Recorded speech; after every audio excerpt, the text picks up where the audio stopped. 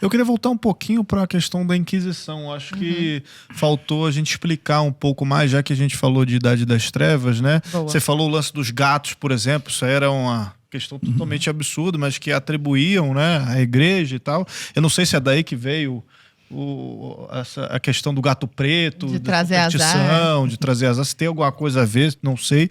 Mas queria voltar um pouco para essa questão da fogueira, das bruxas. Então a igreja queimou um monte de bruxa na fogueira. Como é que foi isso aí? Bom, eu queria começar pelo seguinte. O Papa João Paulo II, no ano 2000, ele quis pedir perdão ao mundo pelos pecados dos filhos da igreja. Não pecado da igreja, mas dos filhos da igreja. Porque a igreja santa não tem pecado, mas os filhos têm. Então, o que ele fez? Ele reuniu um simpósio no Vaticano com 30 especialistas, historiadores em Inquisição, de várias religiões. Tinha até muçulmano, historiador. E lá eles publicaram um documento, L'Inquisizione, 780 páginas. Eu trouxe lá do Vaticano, lá de Roma, e foi publicado na língua original. Nem tradução fizeram. Em português não teve. Teve em inglês, francês, espanhol, muita coisa, né? E eu trouxe isso, li, depois eu escrevi o livro, né, para entender a Inquisição, junto com outras fontes, né? É completamente diferente do que isso os historiadores colocando, do que você lê hoje, né? Você vê como Daniel Rupes fala, a igreja nunca colocou ninguém na fogueira. Quem estabeleceu a pena de morte na fogueira foi o rei Frederico II, o imperador Frederico II, baseado no direito romano da época. Por quê? O que acontecia na época? Na época, a heresia era tomada como um pecado civil também.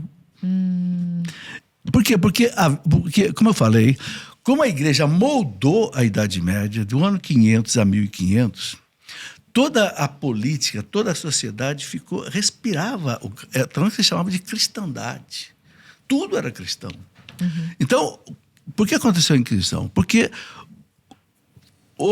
voltou na Idade Média uma heresia chamada o catarismo, que era gnóstico e era dualista, que acreditavam no seguinte, isso é uma história muito longa que precisaria de um programa inteiro, né? Mas acreditavam que houvesse dois deuses. Um Deus bom que só fez coisas espirituais e um Deus mau que só fez coisas materiais. Era o Deus do Antigo Testamento, aquele Deus vingativo e tal. Consequência disso, desprezavam tudo que era material. Chegavam a matar uma mulher grávida porque estava gerando um ser que era material. Que isso? Gerando pecado. E matava, sabe como? Apunhalando no ventre. Que isso? Tem que contar isso. Isso está documentado nos livros de Daniel Rupes e outros livros. Bom, isso causou uma convulsão na Europa. E essa heresia, ela cresceu muito, chegou a se formar uma anti-igreja. Daniel Rupes disse que se a igreja não tivesse feito a Inquisição, podia destruir a própria igreja. Então, é um estudo, eu levei 10 anos estudando isso para poder entender. Eu comecei a estudar a Inquisição porque eu vi falar, meu Deus, eu nunca vi um santo falar contra a Inquisição. Santo, você pega na época da Inquisição, Santa Teresa, você pega um Santo Antônio, você pega um São Domingo que foi inquisidor. Outra coisa, os inquisidores eram muitos santos. São Raimundo de Penafort, santo, foi inquisidor. São Domingo de Gusmão, espanhol, foi inquisidor. Eu digo, não é possível que esse negócio tenha sido um monstro que se coloca. Houve erros. Mas os historiadores são unânimes em dizer o seguinte, que a Inquisição foi boa para a época. Por quê? Porque, o que acontecia? O povo fazia justiça com as próprias mãos. Então, veja bem, a Inquisição, o Tribunal de Sagrada Inquisição, foi instituído em 1231 pelo Papa Gregório IX, 1231. No ano 1070, o rei da França, Roberto o Pio, que era piedoso, colocou 13 cátaros na fogueira, independente da igreja, o rei. Por quê? Porque os caras estão fazendo uma convulsão social. Isso começou a acontecer na Alemanha, começou na França. O povo começou a pressionar a igreja. Pelo amor de Deus, faça alguma coisa. E o Papa foi quase que pressionado a instituir o Tribunal de Sagrada. Porque, pelo menos, as pessoas eram julgadas. Porque as execuções eram sumárias, né? Então, os historiadores, e aqui eu dou o nome deles, Thomas Wood, Daniel Rupes, diz o seguinte, que o Tribunal da Inquisição salvou muita gente da pena de morte. Porque o que acontecia? O tribunal, ele dava toda a chance da pessoa se redimir. Agora, os cátaros, eles estão assim, recalcitrantes, que eles preferiam morrer do que abrir mão. Por que isso? Porque aí está a coisa por baixo, né? Eu sou um espírito bom, mas que está preso na matéria que é mal. E por que o gnosticismo considerava isso? Porque eles acreditavam o seguinte, que o Deus bom lá, houve uma série de espíritos que se rebelaram contra o Deus bom, aí uma imitação do pecado original. E o Deus bom escravizou esses espíritos rebeldes na matéria.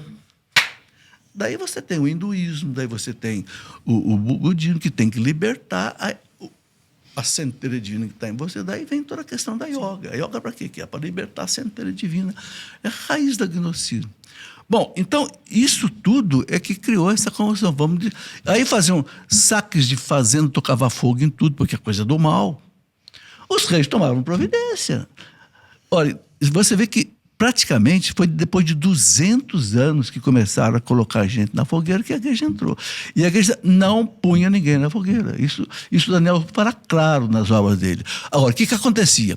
Quando o tribunal da Inquisição dizia que alguém era herege, impenitente, ou seja, não volta atrás, ele prefere morrer, declarava isso. O que acontecia? O braço secular, o poder civil pegava e matava. Às vezes era enforcado, depois queimado, mas quem determinou essa pena foi o Frederico II, o imperador. Isso o historiador deixa muito claro, sabe? Claro, houve erros, porque no contexto da época tudo se resolvia assim. Não é? Por exemplo, São Tomás de Aquino, ele era a favor da pena de morte por herege. Por incrível que pareça. Não, e é o que nós falamos. Não podemos julgar também com os olhos de hoje, né? Os tempos eram... Porque era o que se chamava que não era uma pena irremediável, que a pessoa já não demonstrava vontade de se arrepender. São Tomás dizia o seguinte, se o rei pegar alguém falsificando a moeda dele, vai para a forca. Cada rei tinha a sua moeda, né? Cara e coroa do rei. Vai para a forca se falsificar a moeda do rei. São Tomás dizia, e aquele que falsifica a fé que leva o sujeito para o inferno? Se a lesa majestade real é grave, a lesa majestade divina é muito grave. Então, se quem falsifica... É claro que era um raciocínio que foi da época, né? Mas isso não foi canonizado pela igreja. Você vê que a igreja examina a sua conduta, os seus pecados, de acordo com a moral do seu tempo. É, claro, óbvio. Hoje, Deus vai nos julgar hoje com uma medida diferente de quem viveu na Idade Média. Sim, perfeitamente. Isso é que tem que ser levado em consideração e que não é... Sabe, existe uma escritora francesa maravilhosa, Regine Pernot. Ela diz qual é o grande erro dos historiadores hoje. Uma coisa é a história, outra coisa é a historiografia. Como você narra a história. Hoje eles não narram, os historiadores, eles não narram muito a história de acordo com o que aconteceu, mas de acordo com o seu juízo. Com a sua ideologia, com a sua... Entendeu? Aí distorce a realidade histórica na historiografia.